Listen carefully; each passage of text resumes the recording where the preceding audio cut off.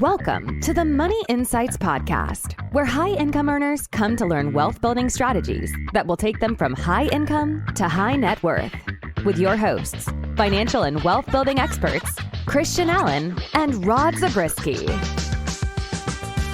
Welcome into another episode of the Money Insights Podcast. I'm Christian Allen. I'm here with my co-host, Rod the Pod Zabriskie. Rod, what's going on, man? Hey, I'm doing great. How are you? I couldn't be better, man. The sun is shining and it hasn't been for a few days, so I'm going to take it. It's fantastic. You know what else I'm happy about? I want to hear it. I'm really happy that we had a client and emailer, listener of the show, email in and ask for a specific episode topic. So shout out to our guy. He knows who he is. There will be no name associated with it. Yep. But shout out to you for this topic for today. We're going to be talking about retirement income planning. It is a topic that we've hit on at various times in the past, right? Now, it's been several months, like maybe even a year or two since we did a specific podcast about it. But that's why it felt like good timing. So today we're going to talk about some of the various options that we can use for retirement income planning. And specifically, we want to look at the various types of accounts that exist and the sequence of when I would take out of one account versus another. Yeah. We want to figure out how we bring all of our financial pieces together and come up with an income plan that's efficient, that works and produces the most amount of income, the least amount of taxes, and make sure that I accomplish any other objectives. For example, maybe it's passing money on to heirs or whatever else. So Anyway, I'm excited, Rod, because we're going to be breaking this down today. Yeah, it's great. Again, and the cool thing is that we have episodes out there about annuities or about cash flowing assets or about, some of these different topics. This kind of brings a lot of those elements together. It very much does. I think the starting point is to bash the traditional. We're just going to bash the traditional retirement income plan. Let's just get it out of the way, right? Because we've talked philosophically, right? Mm-hmm. There's we call it retirement cash flow planning, right? Because in the alternative space, I'm trying to create cash flows. Now, it doesn't mean that there's no place for appreciation and other types of accounts, but if I can create a situation where I have really consistent, comfortable, predictable cash flow, I'm just always in a safe and good position. Yeah. Versus, Rod, the accumulation method, which is I try to accumulate a bunch of money and then I'll decide what to do with it at some point. So the first thing we would say is I just want to remind people that philosophically, we are very much on the side of be strategic all the way through, create income sources, and then it's a matter of determining where to go with which one in order to maximize their taxes. And can I just say, if you're a high income earner, if you're a good saver, there's a real chance that your income plan looks very similar in your younger years as it will in your older years, because again, if you're a good saver, you're going to have assets. And so it's going to be kind of the same principles that we're going to be using. We're just going to be, let's say I'm drawing income from a piece of real estate now and less from my job as a doctor, right? Yep. But anyway, those are the things we're going to be talking about, Rod. Why don't you take a minute and just berate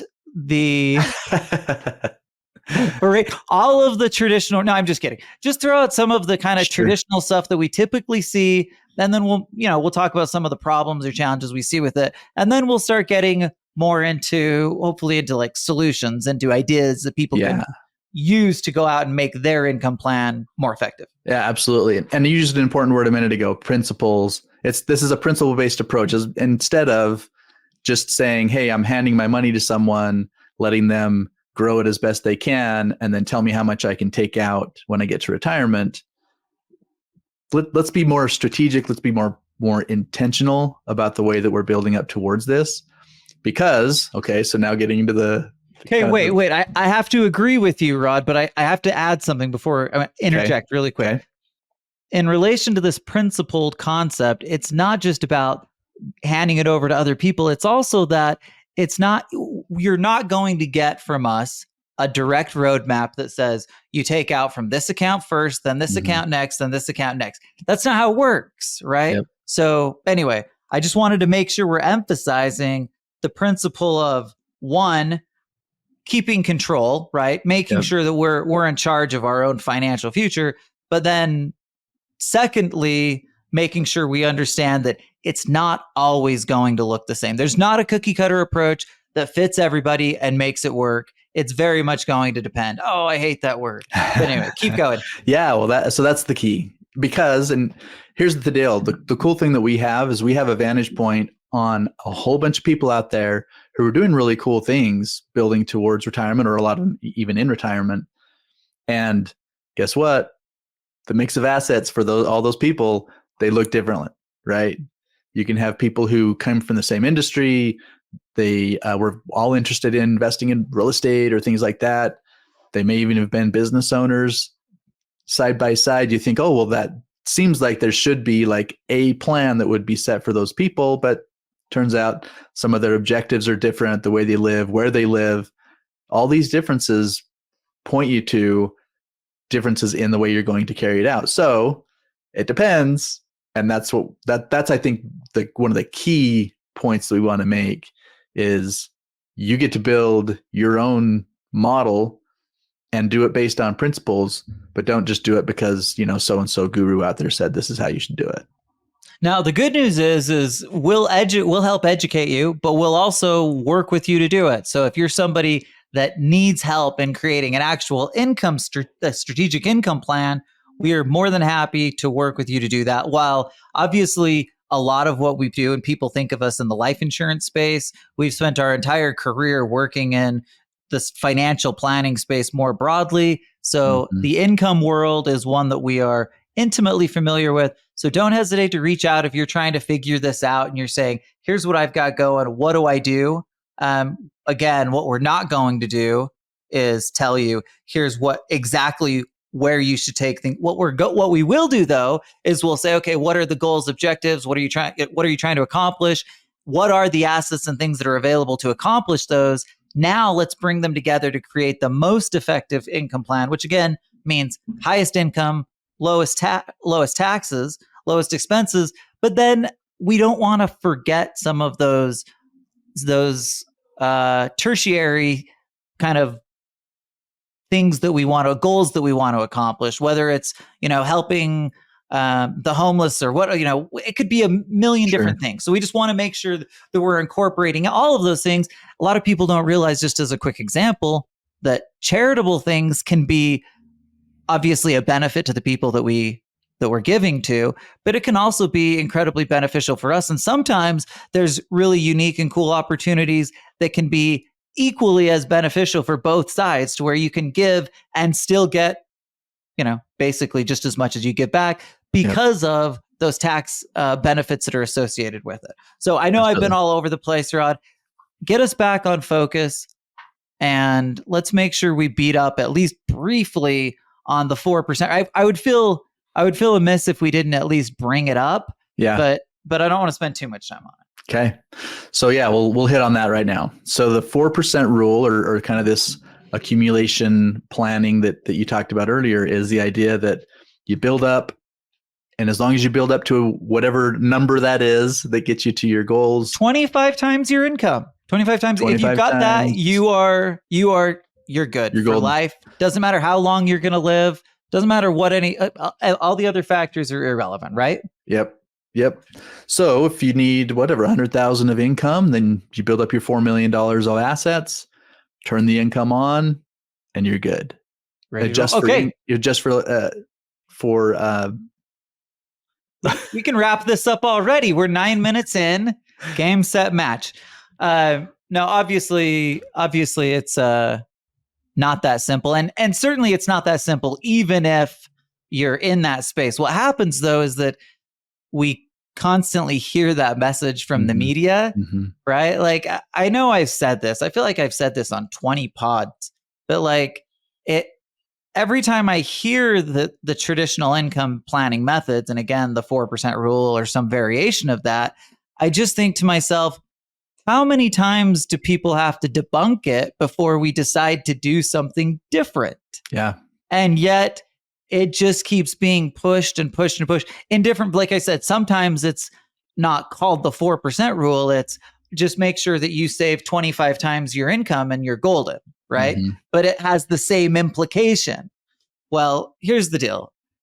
When we talk about from a tax specific standpoint, it's incredibly ineffective to just build up a lump sum of money and take income from it, right? Yeah. Like there's a lot of ways that I can bring in more money, pay less taxes, and ultimately, have more control and enjoy my life more fully.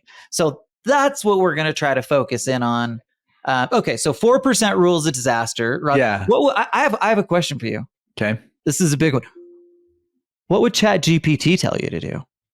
Yeah, it's a great question. ChatGPT is nothing more than the conglomeration of all of the opinions out there.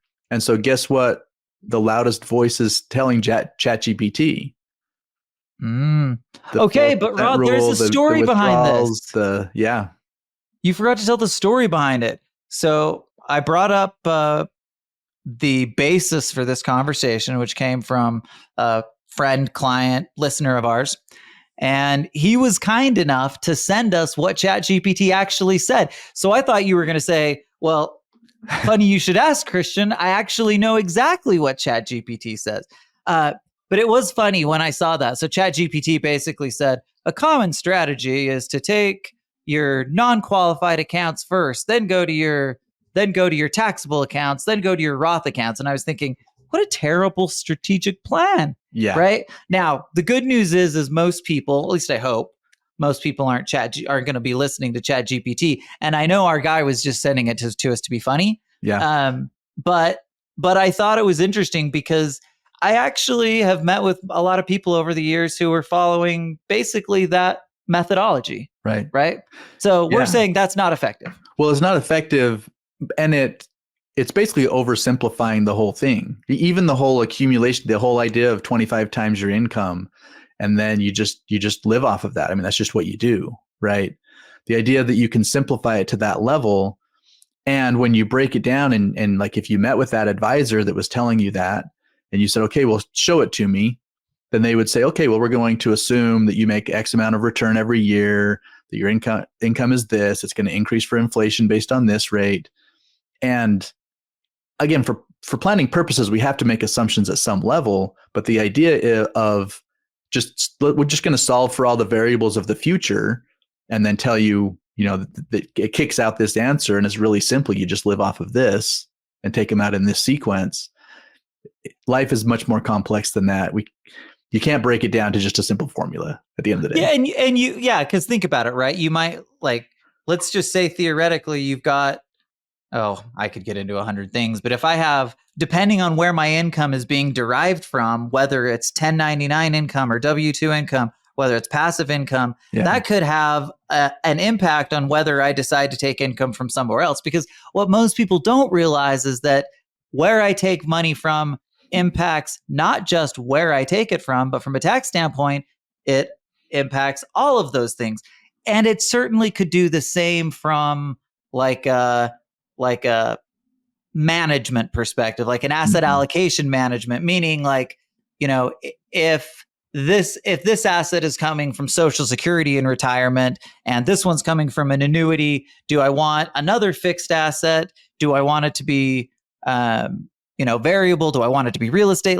Regardless of what that mixture ends up being, each one of those has at least some impact on the other. And so when we're thinking about it, again, it's not as simple as checking the boxes. It's as simple as just looking at the whole and making some strategic decisions, Rod. That's easy. Yep.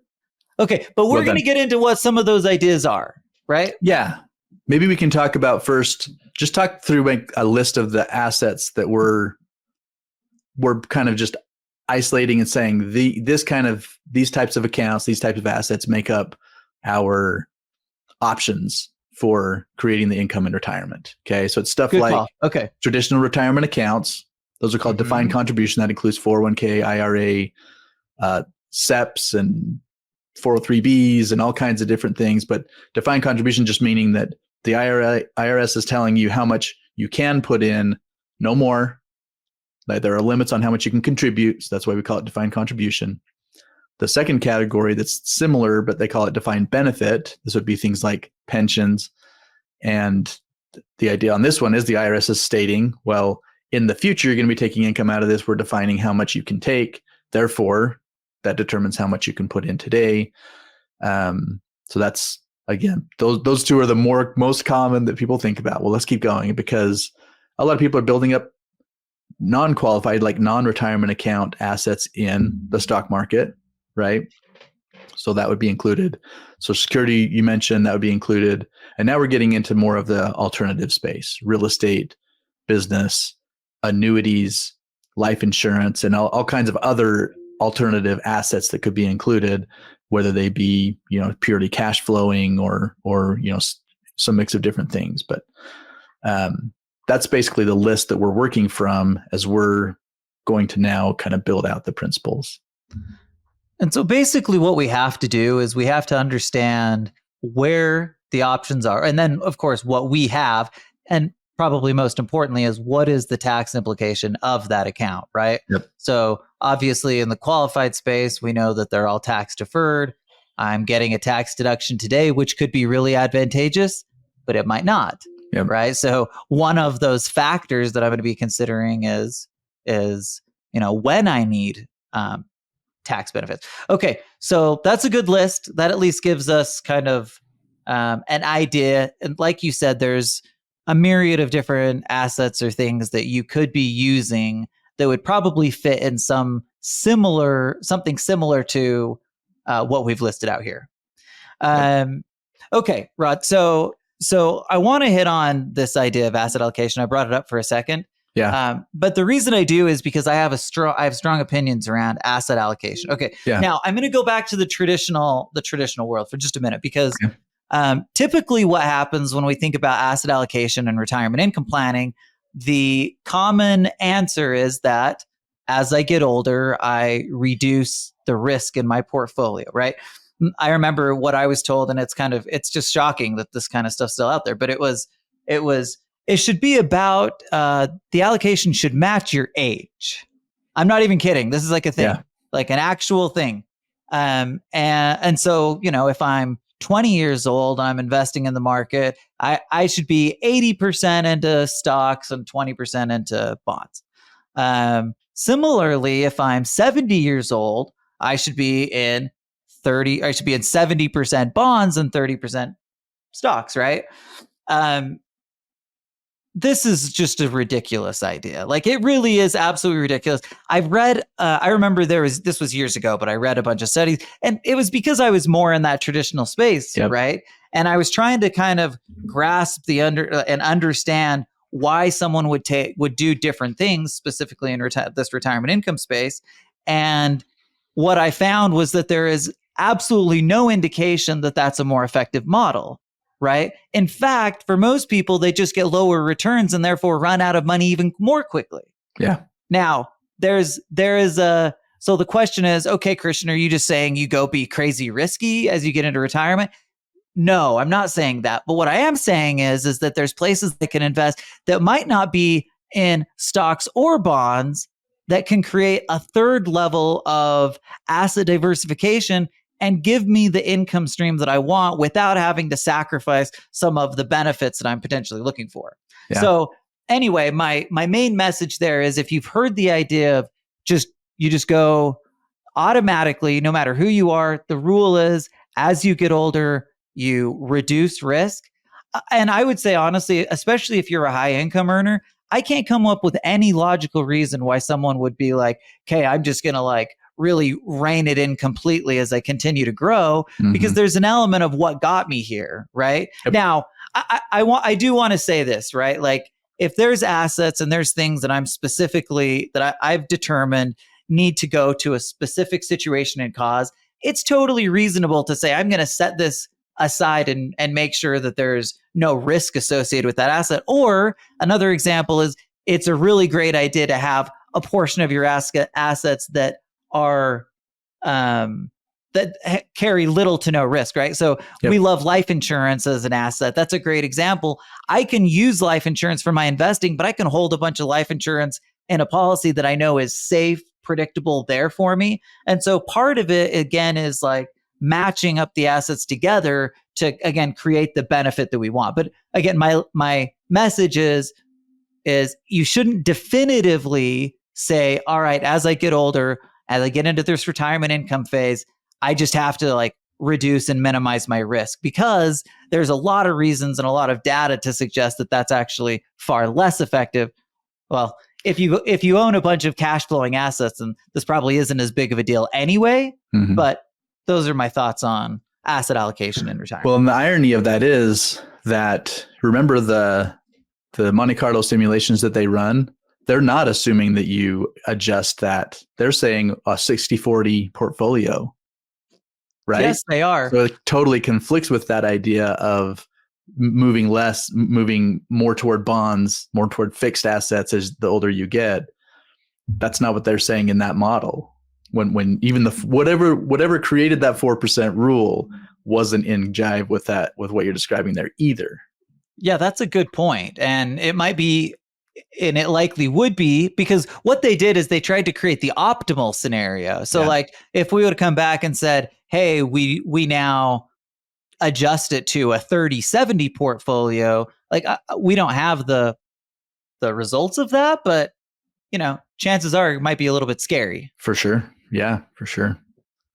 Okay, that's good. So let's get into the tax elements, because this is kind of maybe not the biggest focus, but certainly one of. We always emphasize taxes as a high income earner. Taxes are our best friend and worst enemy. No, they're our closest friend, but worst enemy. We have a lot of taxes we have to pay unless we don't. So the question is, how do I make sure that I'm being tax efficient as I get into this retirement income phase?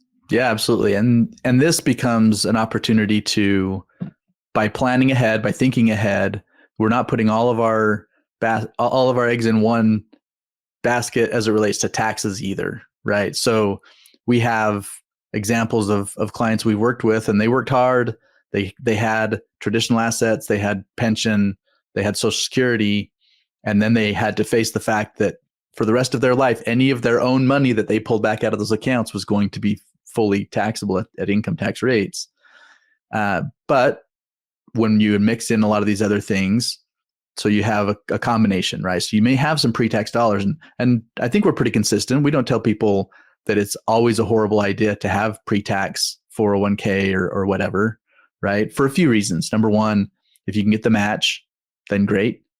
Number two, well, because even if the tax elements are there, if you're getting 100% match, as an example, if I get a 1-to-1, even if I have to pay 40% taxes, well, I still end up coming out far ahead. So that's just like good logic. And can I also just tell you that, like, run away from the people who are telling you like these are like the hard and fast rules. I hear people in like closer to our space. What I mean is people who like life insurance. That's probably the better way to say it. Who would suggest like, no, there's no place for qualified plans or those types, because that money should just go into life insurance. Like, the reality is that that's a bad idea, especially if you're getting a match. So I just wanted to emphasize, I think that's a good point you made. Yeah. So the mix is going to be pre-tax. Let's call it normal tax or partially taxable, because if you're in a place where you're getting capital gains and it's not in a special retirement account or anything like that, well, you're going to pay tax as you go, right? So there's those, and then there are tax-free, which would be things like a Roth or things like life insurance, where the money you've put in has already been taxed, but then later on, as you're then pulling money back out of the account, you get to take it out income tax-free. So okay. Diversification and asset allocation as it relates to tax is a huge deal as well. So we talk about, we always want to be our most tax efficient, most tax efficient way to approach things. The problem is that it often gets us into trouble. And I'll give you an example. You go to your CPA, they put your return together, they come back and say, this is what you're going to owe in taxes. You say, I don't want to pay that much in taxes. Well, typically, what do they come back with? Oh, well, you can set up a SEP, or you can set up, whatever. We'll defer that tax. You don't have to pay that. What they don't say is you're going to, but you're not paying it today, right? So is that the most tax efficient approach? No. The answer is no. If you're always deferring the tax, eventually you're going to have to pay it. You get into the situation like I gave you a minute ago, where in retirement now everything is taxed. And that's obviously incredibly inefficient, because as we get into retirement, oftentimes we don't have the same kind of expenses that we have earlier in our life that could be deductible, right? So then we're like compounding the problem. We're basically putting it off and then compounding and making it worse. So like you said, you want to start with the end in mind and be thinking about, when you're investing on the front end, you do want to be thinking, at least in theory and philosophy and principle, maybe that's the best word, about how I want to start bringing the money back out. Because, well, let's just say it this way. If you get all in on one asset, it could end up being a ticking time bomb and, create all sorts of mess that you don't want to have to deal with.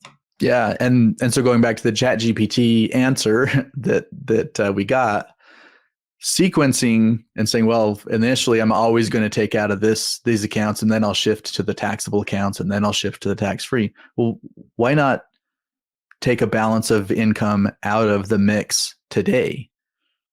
Because so here's the question. I was going to say, well, what are the factors, Rod, that make us determine whether, where we would potentially take from? Yeah, because someone might come back and say, okay, Rod, well, I've put everything into a place where it's taxed. I've already paid the tax, and it's going to come out income tax free for me for the rest of my life. How can that be bad? I'm going to say it's not bad, but it's not quite fully efficient either. Because think about this. When you file your return each year, you can choose the standardized deduction, right? The standard deduction, which I think for a couple is around 30 grand, just under 30 grand today. Well, what if you have money in a fully taxable account, a 401k that was not Rothized, and you can take up to $30,000 a year of income from that? Well, you're not going to get taxed on that, because that just fits under the standard deduction, right? So is there a more efficient model than everything comes out tax-free? Yeah, there actually is. Yeah, and the chances are that it is some balancing act between what's happening. And that's it. And the difficult thing here is that, again, there's not a formulaic one size fits all. So it ends up being looking at each situation and saying, okay, where are you taking money from today?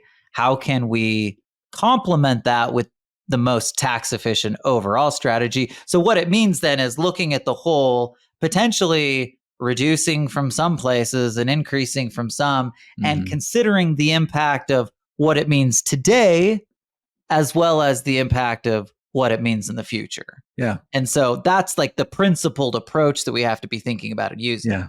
And part of that is, while I'm in accumulation phase, I am making different decisions that impact the tax that I may or may not have in retirement. So I'll give you an example. A lot of people that we see are counting on continuing to acquire new properties to get more bonus depreciation, to have losses to offset the income that they're getting from the real estate that they bought last year and 5 years ago and 10 years ago, right? Well, in retirement, are you going to continue to acquire assets? And a lot of our clients would say, well, yes, I'm never planning to get out of the game. Well, but what happens when you're 80, 90 years old and you don't have the just cognitive wherewithal to continue to keep up with that? Well, then what? So part of it is just thinking through some of these differences between what we're used to and what we're doing right now compared to what we will be doing or will be able to do in the future. Okay, let's switch topics for a second. Let's spend just a minute on Social Security. This is one that earlier in my career, I spent a lot of time focusing on and learning, because so many people in that baby boomer generation are at least partially reliant on Social Security. Now, I realize that many of the people listening to this are probably not too worried about Social Security and its impact, but regardless, it's important to understand the impact of it, because again, a lot of times people don't realize that because I have that income, it could impact my tax implications somewhere else. So maybe just hit on Social Security, and then we'll talk about how to incorporate alternative assets or what that looks like. And then, Rod, we'll have some fun and we'll learn more about your style and maybe even mine. We'll see like what we're planning to do from a retirement income perspective. Okay. Yeah, that sounds good. So with Social Security, man, this is again another one of those where people want me to say everyone should do this, start taking it at such and such age and whatever. But there's not a clean answer for that. But here's what the little bit of analysis that we've done, again, back in the day, leads us to kind of these principles. So number one is when you should start taking it depends on your taxable income in those years. So in other words, if you're 62 and you could start taking income from it, but you're still working, you still have a certain level of income coming in, that falls into that active income category. Well, then you don't want to take it yet, because to the extent that you're receiving normal income, that offsets the benefit that you get. So you started at the lower income amount, but you're not actually getting all of that until later, right? So some of this may be like obvious, right? You might look at it and say, well, that just makes sense. On the other hand, if you're 62, you've already retired, you don't have any active income coming in. And then the question is, well, do I take it now so I can get the clock ticking?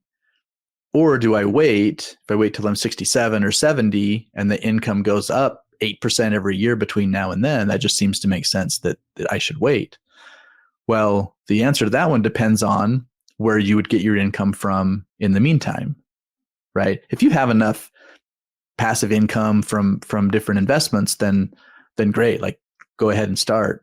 On the other hand, if those assets fall more on the traditional side and they're sitting in some asset allocated fund, and you're saying, well, I'm going to take those assets while I'm waiting to take the income. Well, it may not be most optimal to do that. You may actually be better off taking the income today and eating those assets less as a result. So, but again, these are the kinds of things that you want to be thinking about as it relates to when you start taking it.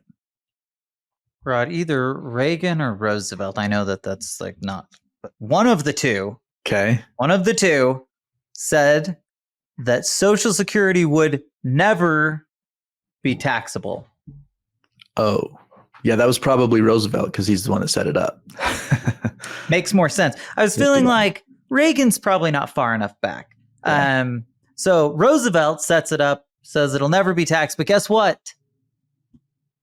He wasn't able to stand by that one, because now up to 85% of our Social Security can be taxed at our regular income tax rate. So Social Security is an asset that we can utilize and can be a benefit. But to your point before, like if I'm already taking income from somewhere else, I could actually lower the efficiency of what I'm getting there by turning on my Social Security and creating more taxability on the other. Now, so again, it's just creating a balancing act and making sure we understand what works. Like I really do get that for the majority of people listening to our show, they're less concerned about this. But if it's there, and I say they're less concerned, and yet if if you're someone that's getting $3,000 or $4,000, $5,000 a month for the next 20, 30 years, it ends up being a pretty big asset, right?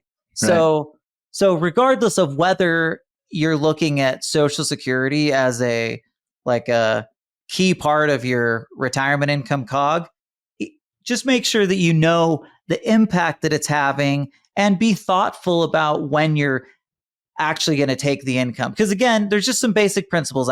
Obviously every year I wait, I get an increase. Yep. And so I look at that and I might say, okay, I don't need it today. So I like the idea that I can maximize my increases.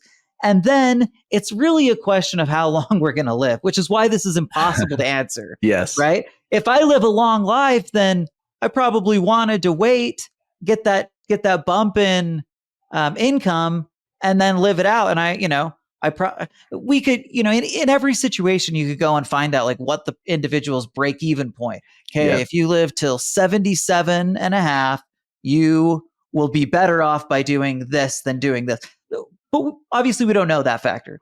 So there's a lot of things we do know. We don't know our death date for the most part. So let's focus on the things that we do know. But again, let's not like stick our head in the sand and just say like, okay, regardless of what's happening here, I just decided I'm going to do this with no thought behind it. Yeah, it's a great point. And I'm glad you brought up the taxation part of it, because that is a shocker for everybody the first time they hear that. They're like, wait a minute, it was taken from me as a tax to go into Social Security. And then they're going to give it back and say, yes, it's taxable. Yes, it's they very much are. But don't worry. 15% of it is free and clear. Now, let me be clear. It's not taxed at an 85% rate. 85% of the total amount will be taxable. And again, for people listening to this show, like pretty much everybody is going to fit into that category where all of it, 85%, the maximum amount is going to be taxable at their going income tax rate. Yeah. Okay, that's enough about Social Security, Rod. Let's talk about incorporating alternative assets and like maybe just give some thoughts and ideas around why, where we see alternative assets fitting specifically as it relates to the income side, right? So oftentimes we talk about building our wealth through real estate investing, but where does that kind of stuff fit when I want to kind of wind down a little bit more? Yeah, it's a great question, because depending on how I invest in real estate determines, cash flow as an example, right? So for example, if I'm investing in real estate syndications as an example that may or may not have a lot of cash flow, or as some people are finding out, the cash flow may be less predictable than I wish it was, then I have to approach it in a completely different mindset than it would be if it really was like I own a piece of property, it has income that's pretty consistent, and I'm counting on it in terms of what's reasonable and all the different factors that I have to consider on the income. I want to have it from multiple streams, right? Multiple different places where it's coming from that are diversified as it relates to the risk. But my point is, like for me right now, because I'm still in accumulation phase, no big deal if I put money into something and I'm not going to see that for a few years, right? Because even the cash flow that comes now, I'm just setting aside to go out and invest in something else again anyway, right? I'm not living off of it. So that's different. That's going to be different as I'm building up and getting closer to that retirement age. Then I need to shift the type of assets I'm investing in to be more cash flow based. Hopefully there's still appreciation, but that's not as much my focus. It's more on creating those streams of income that it will take care of me when I'm one of the nice things about kind of focusing on this cash flow retirement income method, again, delineating between what we typically see, like the traditional methodology, build up a pile of money, then figure out what to do with it. The first part, or the first way that I think alternative assets comes into play, is that alternative assets in general, alternative investments, let's put it this way. There are more opportunities inside the alternative investment space to create cash flow, right? So if I want to move away from this accumulation model and get onto the cash flow model, then the first way that alternative investments become really vital is that's at least one place I can go. The other thing that's happening at the same time is that I'm creating a natural diversification, not only of the actual income I'm bringing out, but also of the taxes, right? We talk about, so if I purchase a property and I get depreciation and I use cost segregation and then it produces an income for me, like I have accomplished a lot of things in that. I've diversified from my typical, stocks, bonds, mutual fund portfolio or my 401k or defined benefit plan. And now I'm enhancing or optimizing what's happening with those by reducing the possible tax implications of it, right? Yeah. So again, and the reason I'm doing that is because as I continue to invest, I am able to get some of those tax benefits. Now, to your point earlier, that may not always be the case. There may come a time where I'm not putting in the same kind of new money. So I want to be thinking about in each investment, what's the implication today? What's the implication in the both mid and long term? And specifically, what's the implication upon how this asset, or what does this asset look like when it passes on to the next generation? Yep. But anyway, there's a lot of places that you can utilize alternative investments inside retirement income planning. And I think, I mean, for our crowd here, like it's probably going to be like a 50-50 type thing, maybe even less, maybe more on the alternative side and less on the accumulation side. But the point here is most people have both. And so the key then is to, again, I feel like I'm regurgitating the same thing, but I've got to list everything out. I've got to understand the implication of each thing from a return perspective, from a risk perspective, from a tax perspective. And then I have to make decisions that ultimately get me to where I want to go. So it's not it's not one size fits all. Rod, my man Rod, is happy to get into the weeds with you, though. I promise he'll go through it with you. Yeah, and I'll add one more element to what you just discussed, and that is liquidity. Because for the same reasons we needed liquidity when we were in the accumulation phase, we need liquidity when we're in that income phase. Things can happen, right? From a bunch of different angles, both in terms of where my cash flow is coming from the standpoint of unexpected expenses, from the standpoint of my health, right? All kinds of different things, the what ifs of the future. And so we can't get so hyper focused on the income part of it that we forget about some of these other pieces as well. Yeah, that is a great point. And the alternative space tends to have more illiquid investments associated with it, right? Yep. Because you're so often invested. Well, a couple of reasons. One, it's not as commercialized, right? Mm-hmm. And number two, you're oftentimes investing in hard assets rather than paper assets. Yep. Okay, Rod, let's bring this thing all together. So what we're going to do next is we're going to talk about a few kind of philosophies that we find useful, that we think will be beneficial for people to hear about. Mm-hmm. So Rod, I'm going to let you take it away. We're going to talk about Tom Hegna's kind of his philosophy around income planning, Wade Pfau's, and most importantly, Rod the Pod Zabrisky's income plan. You can write it down, take it to the bank. Okay. Let's start with Tom Hegna. So, okay. Who's Tom Hegna, by the way? Yeah, he's been around a while. He's written a couple of books. Paychecks and Playchecks is one of them. Yeah, that's the philosophy that we're going to focus on. And his idea on that one is, if you can identify your basic income needs, how much do you need just to make it month to month to month, right? Mm-hmm. Covering your most basic needs, then create guaranteed income around that.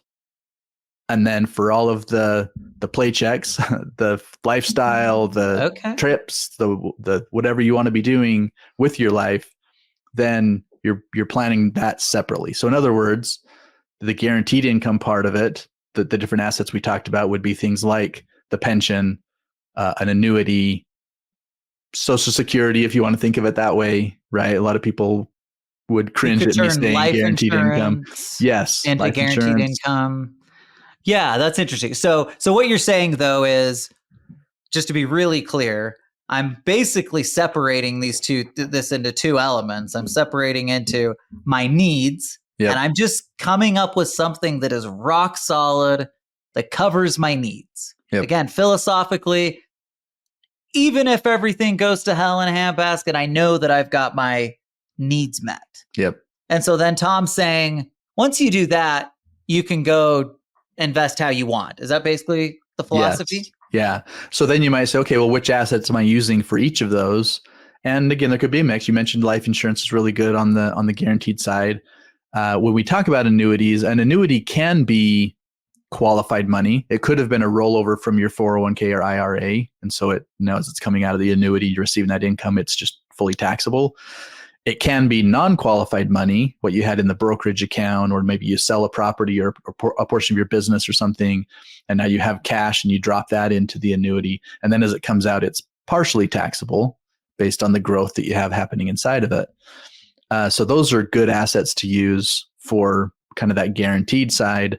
And then on the other side, then it is those cash flowing assets. And again, to the extent that you want to be invested in traditional assets, but that kind of allocation model you talked about earlier, well, now you can afford to be a little more aggressive with it because your basic needs are taken care of. You go with a 80-20 investment model or whatever, because you can, right? Yeah. Okay. So I'm thinking about this, Rod. The paycheck. Okay. So if I've covered my needs, Mm-hmm. what kinds of things do we suppose make sense for people to invest in at that point? Now, I also want to just bring up another quick point.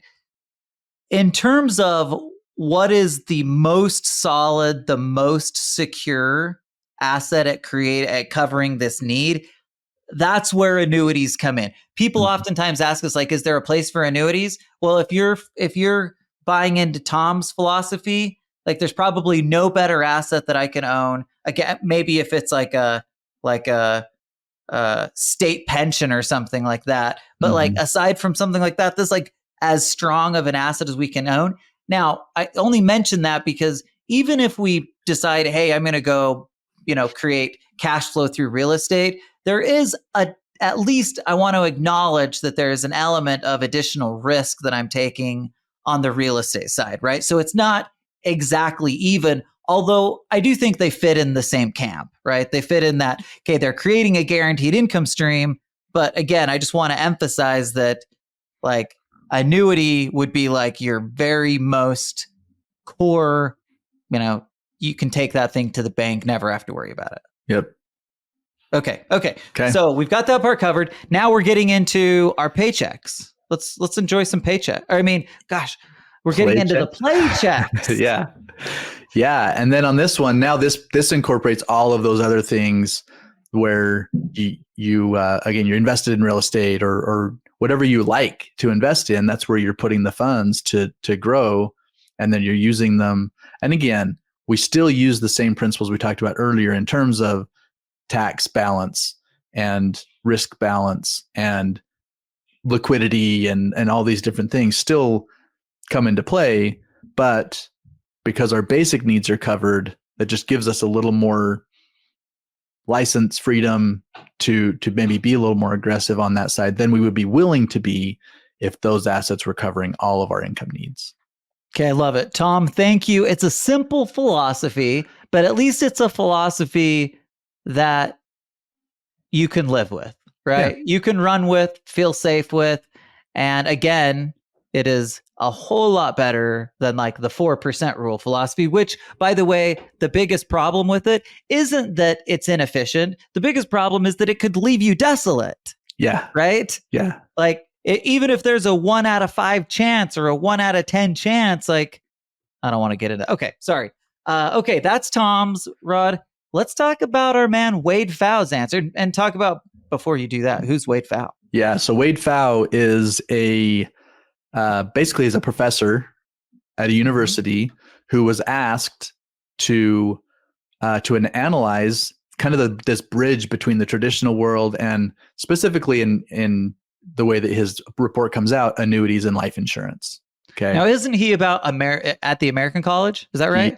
He is. Okay. So I want to just clarify, it's not just any college. American College is literally a college for financial planning. And so Wade Pfau had built a philosophy. And from my understanding, they sought him out after he created the philosophy and framework for this.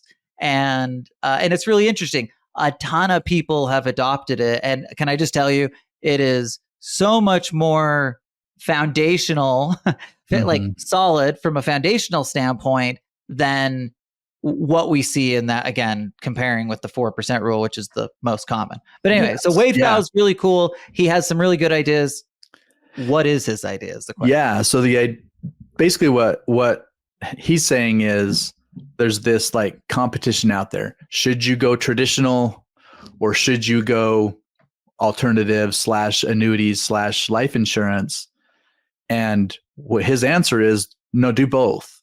So for example, using the 4% rule as an example, if you say, no, I'm going to keep all of my assets in the market at this 60-40 allocation, follow the 4% rule, you're just at more risk you doing that.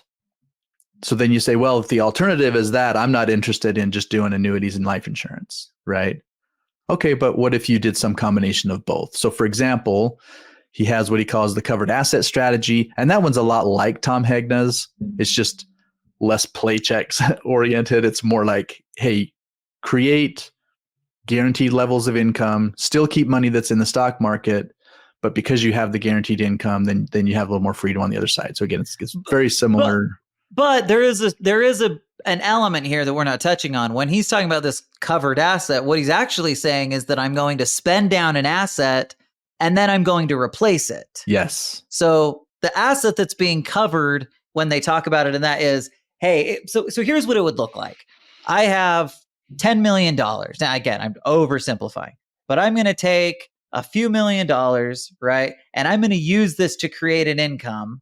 But what I'm going to do, I don't want to just like eliminate it altogether and never get it. Like, so what I'm going to do is I'm going to purchase life insurance with a portion of the income from that asset. I'm going to take the income, but then I'm going to replace the asset using life insurance for my heirs, whether that's my spouse or my kids. And so the idea then is to actually be able to use the money without depleting the money. And so from that standpoint, it is a little bit different than what Tom's saying, but definitely in the same ballpark. Yeah, because there are certain types of annuities you get into and you get higher income, but the asset no longer exists. You literally traded your asset for that guaranteed stream of income. Oh, but then the question is always, but what if I die next year or whatever in the short term, and all of a sudden that asset's gone? And he's saying, well, you've taken care of that because you have this life insurance that kicks in and covers your spouse, again, depending on planning, and or making sure your kids still get that inheritance, that somebody gets the benefit of that, but you still got the higher amount of income because you chose the annuity option that you lose the asset. So the other one is the volatility buffer strategy. And this becomes a situation where you're incorporating all three of the different asset types, traditional assets, life insurance, and annuity. Actually, not even necessarily annuity. It could be annuity or life insurance, some combination of the two. But in this case, what he's saying is, okay, if you like the 4% rule and that's what you just want to kind of hit your horse to, then there are inherent risks with it, but we can de-risk that. In other words, if you have an asset that is not correlated to the stock market, that you can rely on when the stock market is down, then that's going to be much more efficient. In other words, because here's what happens. If you're using the 4% rule, the market's down, you don't care. You just keep taking your income, right? So say it's the $10 million asset person, and the 2008 comes, your asset drops by 40%. Now it's 6 million in there, but you still took your, whatever it was, $400,000 of income. Well, now all of a sudden it's not down 40%, it's down 44%. You've kind of killed some of the worker bees, so to speak, even beyond what the market had done. And so recovering from that is really tough. Even though the market responded and recovered and did great, because you were taking more money out during those down years, you just compounded the issue. It takes a lot more growth to overcome those losses. And so that's the problem. That's one of the inherent issues with the 4% rule. But what if you experienced the 40% loss in your portfolio and then you didn't take the income out of there? You had another asset that is not correlated to the stock market. That's what you're able to take your income from in those down years, allowing your original asset to recover and surpass, getting back above the $10 million mark like the market did, but having somewhere else you were taking the income in the interim. And if you do that, then the 4%, not only does the 4% rule work, you could actually potentially take a higher percentage out of that 5-6% and still be more safe, more secure because you can have this alternative source of income when the market's down. Yeah, and it really is just it's the way I think of it is it's just a way to hedge your risk, right? And put yourself in a better long-term position. And so we always tell people, right? Like you commonly hear the phrase, don't put all your eggs in one basket. And that is certainly true, but it would actually be broken down a little further than that, right? Don't put all your eggs in the same types of basket makes just as much sense. And so here we're suggesting, okay, if I've got my money in the market, or even if I've got all my money in real estate, right? I want to have some things that are uncorrelated regardless of where I'm at. Now, he's specifically talking about the market in this analysis, but I would be more broad with that, because regardless of what asset it is, we want to be thoughtful and smart, and we don't want to have all of it. And therefore, it makes sense to have an uncorrelated asset so that, to your point, if and when something goes wrong with that asset, we can give it the time to recover. We're not feeling the stress and anxiety that comes with, I need this today, therefore, I'm in pain. Instead, I can say like, okay, the investment that I chose, it was a solid investment. I chose it for a reason, right? It had good bones. Let's allow it to run its course. And, that gives you some opportunity. Of course, some of it depends on how much of a buffer you have, right? And so for every person that could look a little bit different, but having at least a couple of years worth of another asset that's non-correlated to our primary asset that's creating our income creates an additional level of safety. It can also be effective from tax perspective too. Absolutely. Yep, absolutely. Because we can accomplish all of those same things. It's still a mixture of different assets. We're just picking those assets, blending those assets, balancing the way I take the income in the same way we described earlier. It's just how we categorize them, whether they fit on this side of the non-correlated or on the side of the market-based / cash flow based or whatever. Okay, Rod. The moment we've all been waiting for. We've been building to this moment. We're almost an hour into the pod. It's the perfect time to bust it out. Can you tell us Rod's philosophy around retirement income planning? And is it same, different, or? The answer is it's principle based. Based on me. So it's the individual now, because again, every individual is going to be different. So for me, here's where I'm focused. So obviously, I'm a partial owner in the business. So there are those assets, and it happens to be a business that creates streams of income, residual streams of income. So that obviously makes a big difference. Within some of the contracts that we have, we're building up these tax deferred kinds of plans, right? And so we have a mix. I have a mix built in there that do fit in that kind of the more traditional side, and for reasons I mentioned earlier, will be valuable when it comes time to kind of doing the allocation and where do I take the money from, et cetera. From a tax standpoint, right? I can be strategic in the way that I do that. And then of course, there are the other cash flowing assets, because I very much do adhere to the philosophy of creating enough passive income to replace my active income. And so when that day comes and I'm doing it, and I kind of hinted at this earlier, I take a different approach now. When I'm accumulating, I'm investing in more things that don't necessarily create cash flow, whereas later on I'll shift and do more with assets that are cash flow based, to include things like the capital avalanche, which obviously is very much cash flow based, but in the future, after a kind of a maturing period, then turning that on and creating tax-free income. And it's a very different cash flow. I'm glad we brought that up. We hadn't talked about it yet, but it's a very different cash flow than, say, a piece of real estate, right? Because the capital avalanche, the way that we build it, we're putting in after-tax dollars, creating the leverage, and what's coming out is completely income tax-free. And so again, like you're creating anyway, I just thought that was a good one as an example to show how you can have different assets that are cash flowing, but the tax implication makes a huge difference too. Yeah. And one of the ways that shows itself is if I create a regular income plan and I have predictable tax consequences to how that's working, but then I need to buy a new car, or I'm going to go on a special trip or something. And because I can take that money from a tax-free place, which could be the Capital Avalanche, could be my whole life policies that I was using for my investment optimizer investing, then that doesn't mess up my whole tax plan. Yeah. Okay. So Rod, you asked me at the beginning, you threw this on me. So this is a surprise. What is Christian's plan? And I've been thinking about it a little bit as we've been going.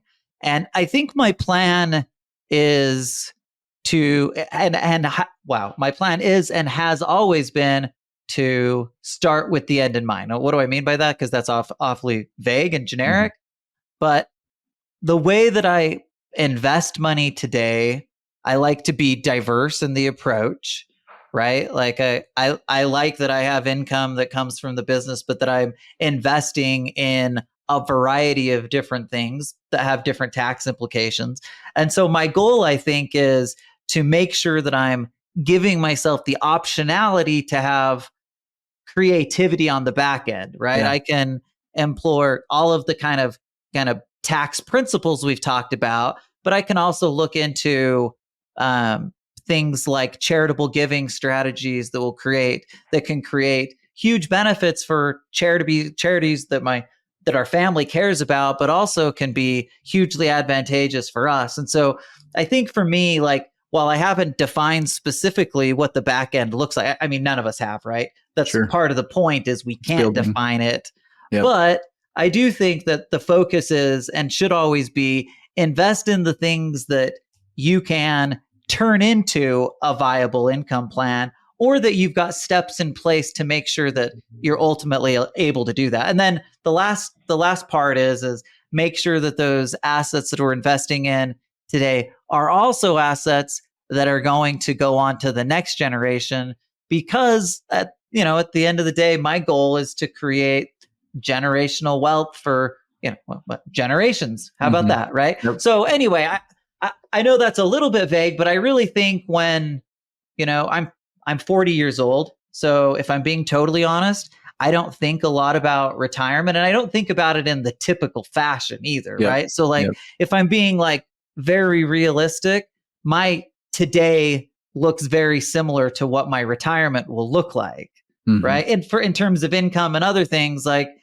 there will be more assets and that will continue to build, but I'm still going to be producing income from the business. And so I think it really is important for people to make sure that they start with the end in mind. They're investing in the things that give them the options to be efficient, both from a tax standpoint, from a safety perspective. Yeah, so that just brings us back to where we started. It is different for every person, right? Even the two of us who, we work together every day. Our plans vary and will, they'll evolve in different directions. And that's okay. That's the way it should be. And so the same for everybody out there who's listening to this. Your plan is going to look different than the person to the right of you, the person to the left of you. But hopefully these principles, these ideas help you as you're formulating how you're going to work towards that and have the best retirement possible. And again, if you need specific help, reach out to my man, Rod the Pod, Rod at moneyinsightsgroup.com. We are more than happy to have the conversations and help create that plan. And even if you're not there yet and you're just wanting to start thinking about how to get there, we're more than happy to spend an hour or half hour on the phone and kind of plan and start to look at how can we be as efficient as possible with that. Okay. Thanks everybody for hanging out with us. Rod, thanks for your concluding thoughts, and see you next week, man. Thank you for listening to the Money Insights Podcast. To learn more about the financial and business strategies discussed in this show, please visit moneyinsights.net.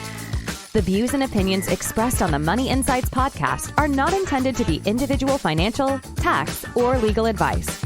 Always consult with the appropriate advisor before making financial decisions.